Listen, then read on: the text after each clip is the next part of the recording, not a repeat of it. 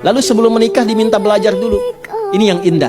Kamu kenali dulu, kamu akan jadi suami, kamu akan jadi istri. Ini tanggung jawabnya. Dan kemungkinan-kemungkinan yang terjadi di rumah tangga ini, dari miskomunikasi, dari mulai salah paham, dari mulai keinginan untuk melakukan sesuatu, persoalan dengan mertua dan sebagainya, muncul Quran surah keempat An-Nisa ayat 34 sampai dengan ayat 35. Setelah itu diarahkan tugas pokok untuk seorang suami mencari nafkah.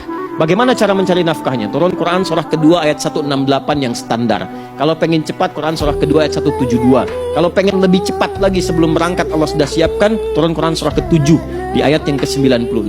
Tapi Allah ingatkan, bukan berarti bekerja tanpa tantangan. Kadang-kadang persaingan ketika meningkat itu bisa mencelakakan. Ada yang ingin menyingkirkan, menyungkurkan yang jahil. Maka nanti ada amalan-amalan yang ketika dilakukan, posisi Anda diangkat oleh Allah menjadi terbaik dan dilindungi dari siapapun yang akan menjahili Anda. Turun Quran surah ke-17 misalnya, di ayat 79 sampai dengan ke ayat 81.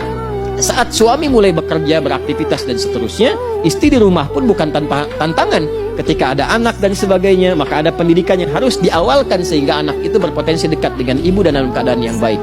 Turun Quran surah ke-17 ayat 23 sampai dengan 27-nya.